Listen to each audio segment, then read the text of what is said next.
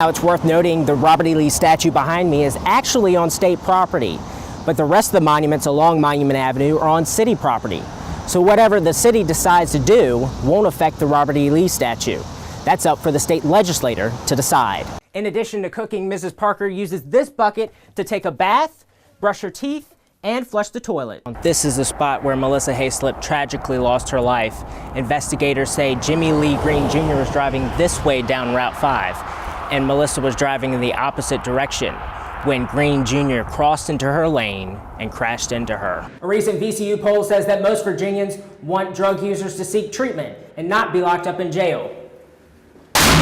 Some law enforcement officials say not so fast. Yeah, guys, this is an issue that's not likely to go away anytime soon. Richmond Mayor LeVar Stoney created the Monument Avenue Commission for the city to take a look at whether they should keep the Confederate monuments along Monument Avenue. But I spoke to one pro-statue group, and they say they're ready to put up a fight.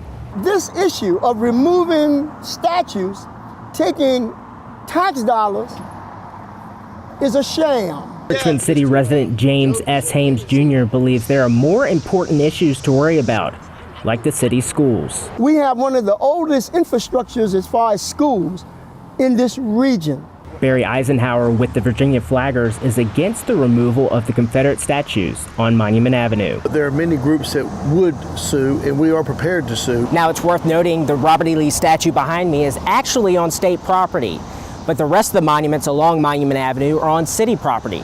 So whatever the city decides to do won't affect the Robert E. Lee statue. That's up for the state legislature to decide. The ACLU of Virginia released a statement saying they want the Confederate monuments removed from Monument Avenue. In a recent Mass Inc. polling group poll, 51% of Virginia voters believe the Confederate monuments on public property should stay. VCU is also taking a look at whether any Confederate symbols exist on either campuses. Dr. President Rao has asked his senior level officials to seek student and faculty input. We'll, of course, keep you updated.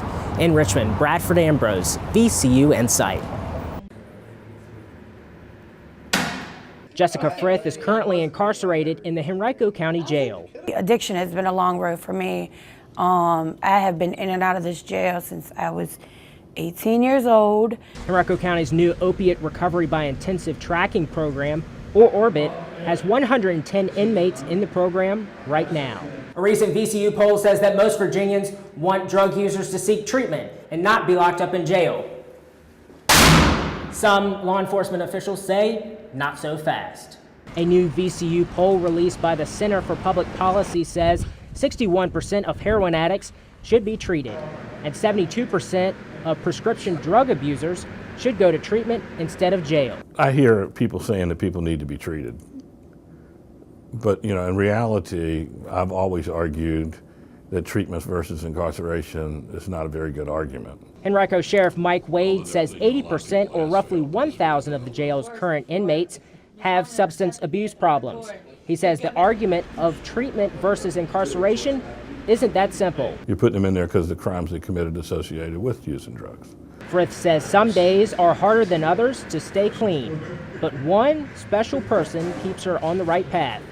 Her 7-year-old son. When he gets to know me, I know he's going to love me. And that's why I'm excited to go home. I'm Bradford Ambrose for VCU Insight. For many people, it's the dreaded question at the dentist. Have you been flossing? Now experts are divided about whether your answer really matters. Vermont's gubernatorial election is on its way to becoming one of the nastiest and most expensive in the state's history. And good evening, everyone. It was a little bit on the chilly side today. We also had to dodge a passing shower or two. Those showers right now are currently working their way off to the east. Temperatures right now, 60 in Richmond, 60 also in Charlottesville, a little bit warmer south and east of town, 63 in Emporia, and 62 down in Franklin. Your first alert forecast for tonight, those evening showers will continue to work their way to the east, clearing skies behind them, and a low of 44 degrees. Monday's forecast shows at 7 a.m. 46 degrees, 58 by 10, and we'll get to a high of 67 tomorrow. Your hour-by-hour forecast shows those showers working their way from west to east tonight, clearing skies behind them. We'll wake up to mainly sunny skies tomorrow, highs in the upper 60s. It'll be chilly overnight tomorrow night into Tuesday, lows in the upper 30s to lower 40s across the area. A little bit more clouds on Tuesday, high near 70.